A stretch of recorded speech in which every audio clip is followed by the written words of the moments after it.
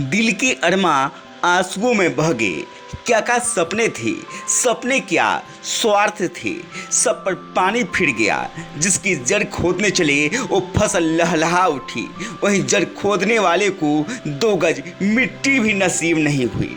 बात बिहार की राजनीति में असरहीन हो चुके पशुपति कुमार पारस की हो रही है। पारस ने अपने ही भतीजे, जिसने उनकी राजनीति को ऊंचाई प्रदान की, उनकी ही मिट्टी पलीद करने निकले थे, लेकिन खुद अपने ही जगहंसाई करा बैठे। भारतीय राजनीति में जो पारस के साथ हुआ वो आज तक शायद ही किसी के साथ हुआ होगा। वहीं चिराग ने साबित कर दिया कि जिसके साथ जनता की ताकत होती है उसे लंबे समय तक इग्नोर नहीं किया जा सकता। आज चिराग बिहार के सबसे असरदार नेता बनकर उभरे हैं, तो पारस आज कहीं के नहीं रहे। आज उन्हें पूछने वाला कोई नहीं। वहीं चिराग कल भी असरदार थे और आज भी हैं, शायद आगे भी उनकी पूछ बनी रहेगी। चिराग को आज सब पूछ रहे हैं। जब सीट शेयरिंग की बातें हो रही थी तो तेजस्वी भी उनका इंतजार कर रहे थे। वहीं बीजेपी भी किसी भी कीमत पर उन्हें अपने साथ बनाए रखना चाहती थी। आखिर ये कमाल कैसे हुआ, इसके लिए फ्लैशबैक में चलना होगा। साल 2014 जब चिराग की भारतीय सियासत में एंट्री हुई, तब उन्होंने पहले ही चुनाव में अपनी उपयोगिता साबित कर दिया था। उस समय चिराग की पार्टी को एनडीए में 7 सीटें मिली और चिराग की बनाई हुई रणनीति के बदौलत पार्टी लोकसभा की 6 सीटें जीत ली।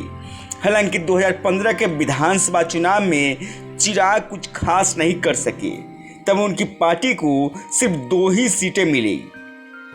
हालांकि विधानसभा चुनाव में चिराग ने कोई खास कैंपेनिंग भी नहीं किया था। उसके बाद 2019 के लोकसभा चुनाव में बीजेपी उनकी पार्टी को सिर्फ 6 सीटें देना चाहती थी। वैसे हालात में भी चिराग ने बीजेपी से अपनी बात मनवा ली और राज्यसभा की 1 सीट अपनी पार्टी के खाते में डलवाने में कामयाब रहे। तब रामविलास पासवान चाहते थे कि चिराग उनकी सीट यानी हाजीपुर से लोकसभा का चुनाव लड़े। हाजीपुर सीट चिराग के लिए आसान होती, लेकिन चिराग ने खुद अपने लिए कठिन जमुई सीट को चुना और अपने चाचा को सेफ सीट हाजीपुर से लड़ाया। लोकसभा चुनाव के दौरान लोजपा चिराग के नेतृत्व में लड़ी और चिराग की करिश्मा की बदौलत पार्टी ने 6 की 6 सीटें जीत ली। तब देश भर में चिराग के नेतृत्व का लोहा माना गया। लेकिन उसके बाद 2020 के विधानसभा चुनाव के समय चिराग ने नीतीश के खिलाफ ही मोर्चा लेना शुरू कर दिया। नतीजा उन्हें एनडीए से आउट कर दिया गया। विधानसभा चुनाव का रिजल्ट आया तो चिराग की पार्टी को सीट तो सिर्फ 1 ही मिली, लेकिन उनकी पार्टी ने नीतीश को इतिहास की सबसे करारी हार का सामना करा दिया। विधानसभा चुनाव में चिराग को सीट नहीं मिलने के बाद भी उनके करिश्मे पर सबको विश्वास हो गया। हालांकि उनके चाचा पारस को विपक्ष की सियासत करना रास नहीं आया और पार्टी के 4 सांसदों के साथ उन्होंने अपने भतीजे के साथ ही बगावत कर दी और खुद जाकर केंद्र की सरकार में मंत्री बन गए। पारस का इतने से भी मन नहीं भरा। मंत्री बनने के बाद वो विपक्ष को कोसने की जगह अपने भतीजे चिराग के खिलाफ ही जहर उगलने लगे। वहीं चिराग ने पारस के खिलाफ एक शब्द भी नहीं कहा और उन्हें घर का गार्जियन मानते रहे। पारस के खिलाफ जहर उगलने की जगह चिराग जनता की अदालत में गए। वो गांव-गांव गए, हर जिले में सभा की। जनता का उन्हें भरपूर समर्थन मिला। वहीं पारस अपनी पहली परीक्षा में फेल हो गए। पासवान बहुल बोचहा में जब उपचुनाव हो रहा था तब बीजेपी ने पारस को वहाँ कैंपेनिंग के लिए भेजा, लेकिन पासवान समाज ने पारस की अपील को ठुकरा दिया। थोक के भाव में पासवान वोटरों ने तब राजद का साथ दिया और राजद ने आसानी से एनडीए की बोचहा सीट को जीत लिया। उसके बाद बीजेपी को अपनी गलती का एहसास हुआ। फिर बारी आई गोपालगंज और मोकामा विधानसभा उपचुनाव की। उपचुनाव के दौरान बीजेपी को पर्याप्त समर्थन नहीं मिल रहा था। तब बीजेपी को चिराग याद आए।